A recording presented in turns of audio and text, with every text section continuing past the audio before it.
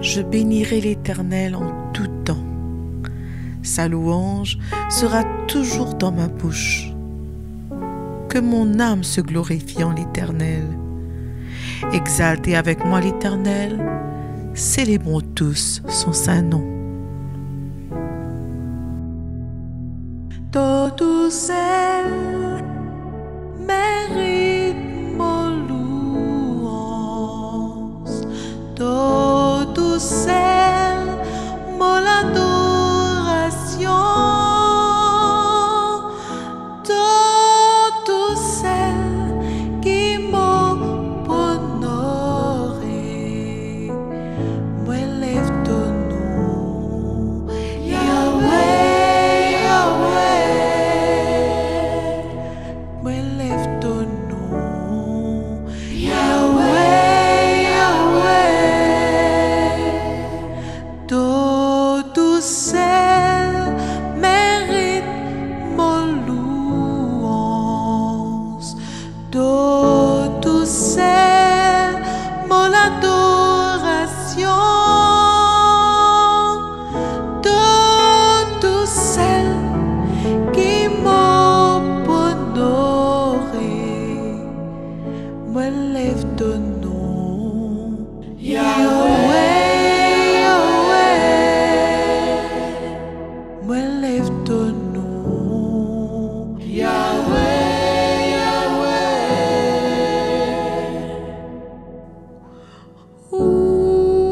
Yahweh, Yahweh,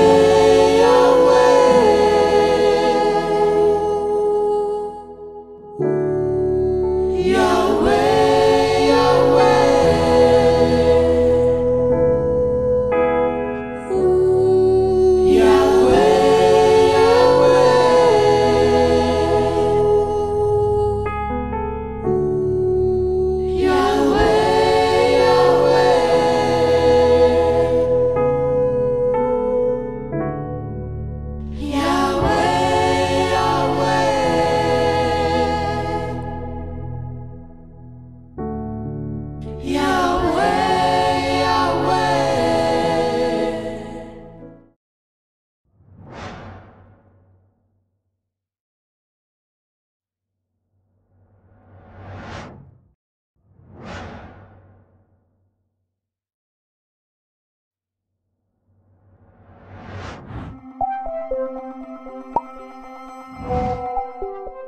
Aujourd'hui, donc, le thème de ce qui me présente, c'est de l'ordinaire à l'extraordinaire.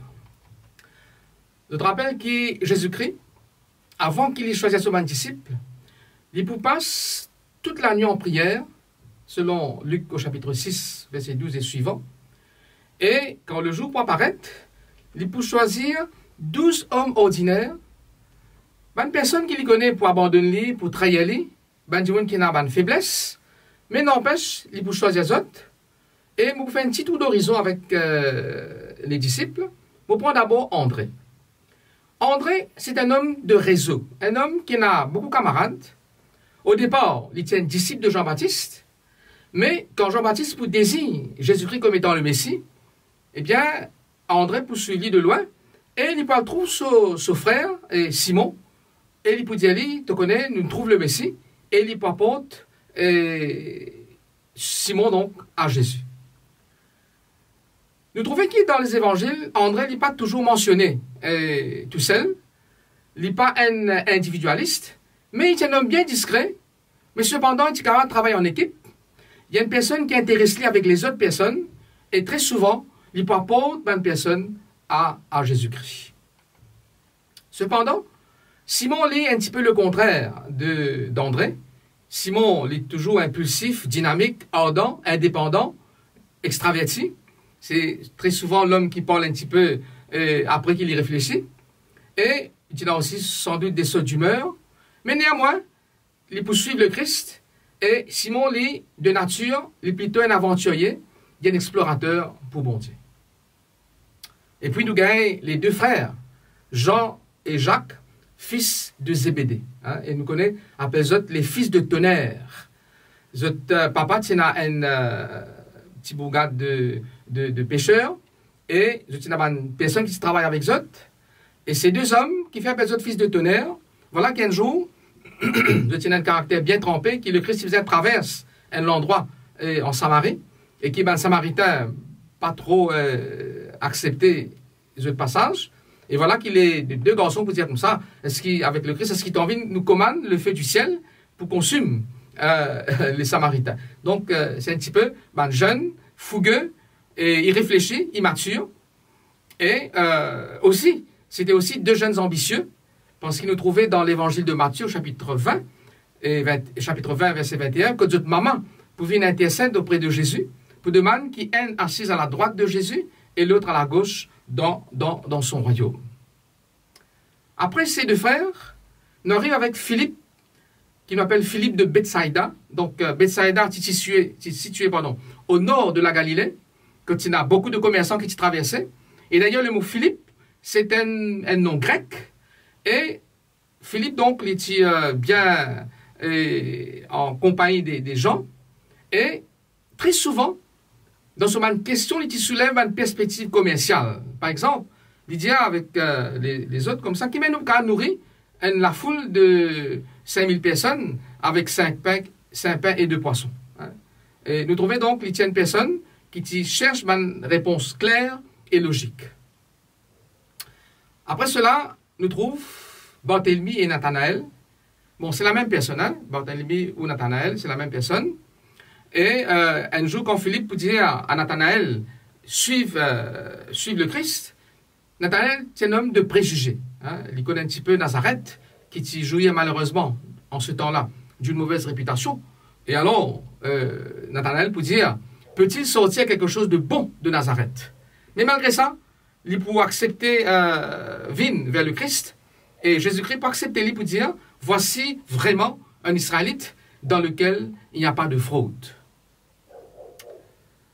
Et après cet homme, Jésus peut choisir une autre personne qu'appelle Simon, qui m'appelle Simon le Zélote ou Simon le Cananite. Eh bien, Simon, ça appartenir à un parti nationaliste violent, que ban membre, je suis prêt pour mort, pour cette cause. Je suis envie de débarrasser des Romains.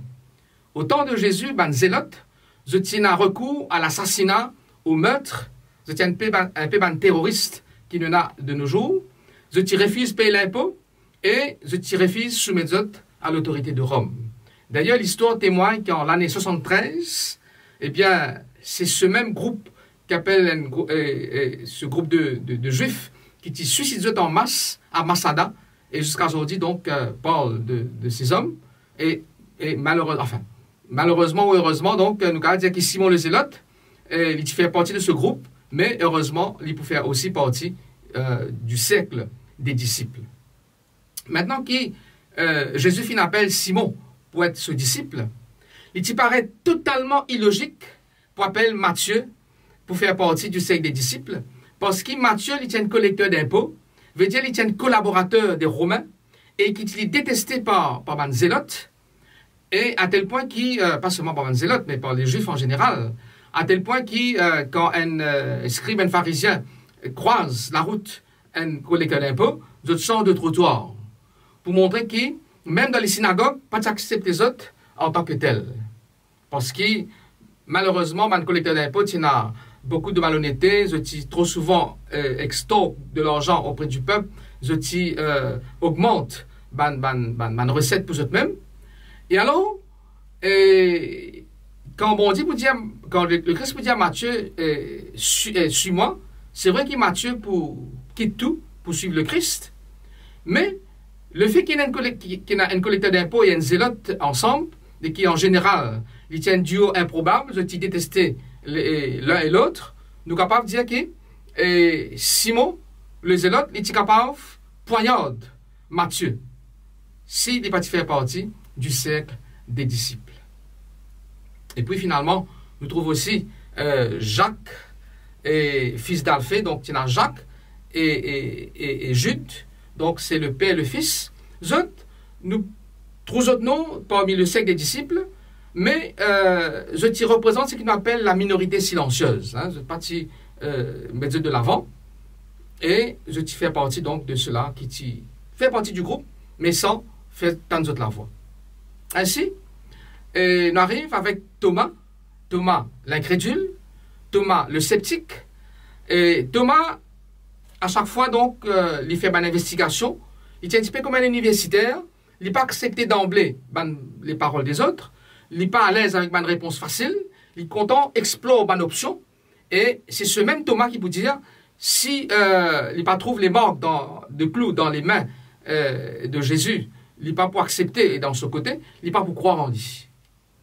Mais pourtant, quand Thomas, pour ramener à l'évidence qu'il le Christ est ressuscité, eh bien, Thomas, pour accepter Jésus-Christ comme étant le Messie. Et c'est aussi un homme qui est prêt pour mort, hein, pour le Christ un petit peu auparavant. Ainsi, nous trouvons que ces personnes sont composées de différentes personnalités, j'étais dans différents backgrounds, comment dire, en arrière-plan historique. Et finalement, on arrive avec Judas l'Iscariote. Eh bien, Judas l'Iscariote, c'était le seul disciple qui est parti galiléen et il pensait, un petit peu comme les autres aussi, bien sûr, qui le Messie pour établir un trône, le trône de David. Et alors, dans sa pensée, Judas dit comme ça, s'il est capable de faire partie du cercle des disciples, et si Jésus, le président de conseil d'administration, il est capable de devenir le PDG de cette compagnie, et il tient un homme intelligent, il est bien aiguisé dans son intelligence, et il peut prendre une décision pour suivre Jésus-Christ avec une perspective qu'il pourra tirer profit de sa situation. D'ailleurs, il pouvait être le trésorier du groupe. Malheureusement, avec un certain bout de temps, il est convaincu de plus en plus que Jésus-Christ peut vers l'échec parce que le Christ papé répond à son attente, les Judas. Et alors, il dit en lui-même, si je trahis, c'est comme si je vous donnais un coup de pouce pour lui clamer haut et fort sur royauté. Et quand il pouvait les rois, donc, je suis capable de tirer profit et bénéficier donc des avantages, bien sûr, matériels et financiers de ce royaume. Et malheureusement, quand il peut trahir le Christ, les choses pour point de tournure différents, et c'est ainsi que Judas peut être connu dans l'histoire comme étant le traître. Voilà 12 personnes qui, contrairement à toute probabilité, finissent réunies pour faire partie de l'équipe. Et je connais quand aujourd'hui nous rodons l'équipe, nous rodons ce qu'on appelle en anglais le Dream Team, une équipe de rêve, une équipe gagnante. Mais le Christ, il peut choisir une personne qui, de différents bords, pour former sur l'équipe, il peut côtoyer les autres. Malheureusement, nous trouvons qu'à un certain moment, ces personnes pour connaître l'échec. Si, comment dire, après 3 ans et demi de ministère, ces hommes sont capables de réussir, mais nous trouvons qu'à la fin, ils peuvent gagner, comment dire, 0 au 20. Pourtant, Jésus-Christ, c'est le maître des maîtres. Jésus-Christ, donc, il est capable de faire un séminaire de groupe, il est capable de conduire une conférence, une session bien pratique. Et c'est un homme qui s'appelle Herbert Leonard, dit comme ça. Et les 3 ans et demi qu'ils ont passé avec le Christ, c'est le temps pour obtenir une licence. Mais nous trouvons que malheureusement, ses disciples, pour trahir Jésus-Christ, ils pour abandonner, ils pour même fuir au moment que le Christ pour bien viser eux. Mais Jésus-Christ pas pour décourager, même si au départ, ils pour gagner 0 au 20, Jésus-Christ donc, pour continuer après sur la mort, sur la résurrection, il pour continuer de travailler avec eux, pour que eux finalement réussissent, réussissent l'examen, donc il vous donne l'occasion, comment dire, repasse l'examen, à l'exception d'un seul de Judas, et 11 de ses 12 disciples, quand je pourrais passer l'examen, je pourrais gagner avec mention, autres résultats. De quelle manière? De quelle façon? Eh bien, après la résurrection, Jésus pour continuer développer donc ce qu'il enseigne auparavant, et petit à petit, donc, quand je peux gagner preuve de ce messianité, je peux comprendre d'ailleurs, après sur la mort, après sa résurrection, que Jésus-Christ est bien Dieu le Fils, et que la nature de ce royaume n'est pas un royaume temporel, mais il y a un royaume éternel. Eh bien, nous prenons l'exemple de Simon-Pierre, qui signifie caillou, eh bien, qui réunit Jésus-Christ. Eh bien, Pierre, par la suite, peut être pardonné, il peut recevoir la grâce, il peut recevoir le pardon, il peut être réhabilité par le Christ. Et par la suite, dans le livre des Actes, nous trouvons qu'avec ce premier sermon, on a 3000 personnes qui vous baptisaient le jour de la Pentecôte. Et selon la tradition, Pierre pour subir le supplice de la croix à Rome. Il est mort et comme crucifié. Nous trouvons aussi Jacques, fils de Tonnerre, pour décapiter par Hérode Agrippa. Donc, se mentir pour prouver son engagement et à long terme avec le Christ. Il passe l'examen final avec distinction. Jean, l'autre fils de Tonnerre, il pouvait le disciple bien-aimé. Et c'est ainsi que cet auteur, Ellen G. White, peut dire la vie de l'apôtre Jean, il prend un exemple de véritable sanctification. Pendant les années qu'il vient passer avec le Christ, il recevait souvent un avertissement, une mise en garde, et il finit qu'on apprécier ça, il finit qu'on accepter tout cela, il abandonne ce tempérament irritable et ambitieux au pouvoir transformateur de Jésus-Christ, et c'est ainsi qu'il amour opère une véritable métamorphose, un changement radical dans son existence. Quand nous prenons Barthélemy lui-même, appelé aussi Nathanaël, lui aussi il abandonne ce préjugé quand il pouvait être disciple de Jésus, et selon l'histoire, il pouvait mentir en Arménie, flagellé à mort. Matthieu le collecteur d'impôts et Simon le zélote, vous êtes capables embrasser votre camarade avec amour, et Matthieu pour moi en Éthiopie, par l'épée, Thomas pour venir un grand évangéliste, il peut traverser des frontières, il peut apporter l'évangile jusqu'en Inde, quand il parle mort là-bas percé donc d'une lance, et Marc, tu tues en Alexandrie, Luc, tu es pendu en Grèce, à cause de la proclamation de l'évangile, et comme on dit, Pierre, tu crucifié, et Jacques, tu es projeté du haut du temple, André aussi, tu es crucifié à Patras en Grèce, Jude, pour être abattu par des flèches, Matthias pour mort, lapidé, décapité, et finalement, nous avons aussi l'apôtre Paul, plus tard, qui peut être décapité sous Néron. Ainsi, chers amis, nous trouvons donc, après l'ascension de Jésus-Christ, ces mêmes disciples qui, au départ, abandonnent le Christ, ces mêmes disciples qui t'y pour trop, de t'y perdre, de t'y sauver, ces mêmes disciples, pour capables prêchent l'évangile avec puissance, même si des fois ils nous étaient dans le casseau, eh bien, dans Actes chapitre 4, verset 13, il y a comme ça, lorsqu'il vient à l'assurance de Pierre et de Jean, ils furent étonnés, sachant que c'était des hommes du peuple sans instruction, et ils les reconnurent pour avoir été avec Jésus. La question qui nous pose, nous, lequel des disciples nous retrouvons-nous dans lequel nous retrouvons-nous? Eh bien, Jésus-Christ, il choisit des disciples, il est parfaitement au courant de notre faiblesse, de notre potentiel d'échec, une personne ordinaire qui finit faire parfois faux bon. Pourtant, Jésus-Christ, pour faire de ces hommes ordinaires, il fait devenir une personne extraordinaire. Il y a un homme du nom de Harry Winston, il est un diamantaire. Il raconte qu'un jour, il peut recevoir un diamant de 75 carats provenant de la couronne de Charlemagne. Et Dimoun, donc, il a entassé sur la boutique.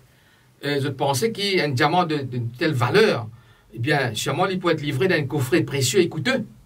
Mais à cette grande surprise, le diamant de cette grande valeur peut être livré par un coursier dans un emballage de papier ordinaire. Et c'est avec cette ligne de pensée que l'apôtre Paul a ajouté dans Romains chapitre 9, verset 23. Il dit comme ça qu'il, bon Dieu, déclare, il a voulu faire connaître la richesse de sa gloire envers des vases de miséricorde qu'il a d'avance préparés pour la gloire. Et ailleurs, il peut dire, nous, un vase qui contenir, un vase de terre qui contenir un trésor. Chers amis, quelque part, nous ressemblons, nous tous, à un disciple qui Jésus choisir au départ, c'est-à-dire avec un défaut, avec une faiblesse de caractère. Pourtant, ces hommes sont capables d'être transformés de l'ordinaire pour vivre une personne extraordinaire. Et aujourd'hui, bon Dieu a envie de faire la même chose avec nous. Dieu a envie de faire à ce qu'il nous capable de sortir nous aussi dans la situation que nous étions. Il a envie de prendre nous comme nous étions pour y amener nous comme l'ayant envie qui nous était un jour.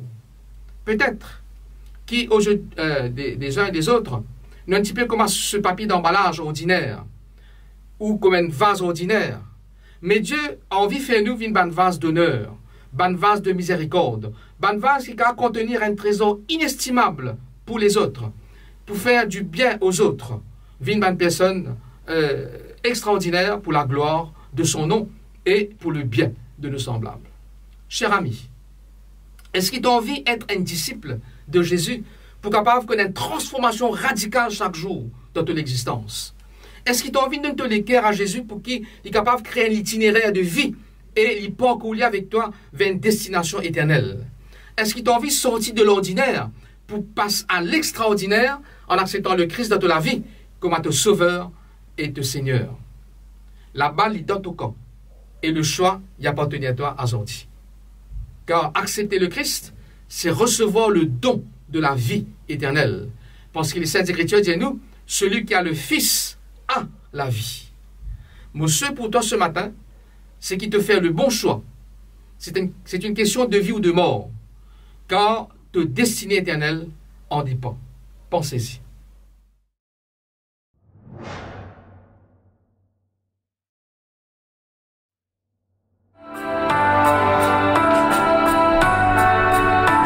Jésus prend soin de moi, chaque jour il me relève. La tentation est là, mais Jésus prend soin de moi. Il me prend par la main, oh oui, mon sauveur m'aime. Je sais que Jésus prend soin de moi. Oui, je l'aime tant, je l'aime vraiment. Je lui appartiens. Il est mon lien quand les jours sont mauvais, que la tempête apparaît. Je sais que Jésus prend soin de moi. Jésus prend soin de moi. Il se charge de mes problèmes. Mes larmes sont à lui quand mon cœur est en peine. Dans les fardeaux, les détresses, où que Satan s'acharne sans cesse, je sais que Jésus prend soin de moi. Oui, je l'aime tant, je l'aime vraiment. Je lui appartiens. Il est mon lien quand les jours sont mauvais, que la tempête apparaît. Je sais que Jésus prend soin de moi. Oui, je l'aime tant, je l'aime vraiment. Je lui appartiens. Il est mon lien dans les fardeaux, les détresses, où que Satan s'acharne sans cesse. Je sais, je sais, je sais, je sais, je sais, je sais. Oh oui, je sais qu'il prend soin de moi. Notre Père Céleste, notre Dieu, nous disons toi infiniment merci de la grâce qui te fit accorde nous, qui te fit envoyer le Christ ici-bas, et à l'instar des disciples, des hommes du peuple, qui tiennent toute une faiblesse, un défaut de caractère, qui a priori pas tiennent un nonier pour être extraordinaire. Mais Seigneur, te fit travailler avec eux. Même si après 3 ans et demi, je fin connaître l'échec, te fin permettre eux de repasser cet examen avec toi. Et par la suite, je fin vine un personnage extraordinaire, dont jusqu'à aujourd'hui, je l'influence, fin étant dans le monde entier, il encore parle des 12 disciples, à l'exception de Judas. Vous voulez ce matin, nous aussi, réfléchir à nous propres l'existence et comprendre en Dieu qui, ton vie, travaille en nous. Ton vie forme nous. Ton vie transforme nous pour qu'il nous capable de sortir de l'ordinaire pour passer à l'extraordinaire avec toi. Peut-être pas aux yeux des autres, mais extraordinaire pour le bien-être de nos semblables. Ton vie utilise nous pour capable de transmettre tout l'évangile de grâce, tout l'évangile d'amour, tout l'évangile de salut. En Dieu, ce matin, fais-nous prendre conscience que si nous laissons toi agir dans notre existence, nous sommes capables d'une transformation de vie radicale, jour après jour avec toi, mais en même temps, nous sommes capables de posséder une espérance qui amène nous vers une destinée éternelle. Et c'est pour cela, nous prions toi, qui te capable d'accepter nous, comment nous étions, et qui te capable de travailler en nous. L'appel a été adressé ce matin à tous nos auditeurs, qui sont aussi capables de répondre à ton appel, pour qu'ils te réalisent ta volonté dans ta vie, et qu'un jour à ton retour, Seigneur, nous carrément dans la joie, trouve le plus grand nombre possible avec nous dans la vie éternelle. C'est mon souhait pour moi-même et pour tous ceux qui écoutent nous aujourd'hui, quand nous pouvons prier toi au nom et dans les mérites de Jésus. Amen.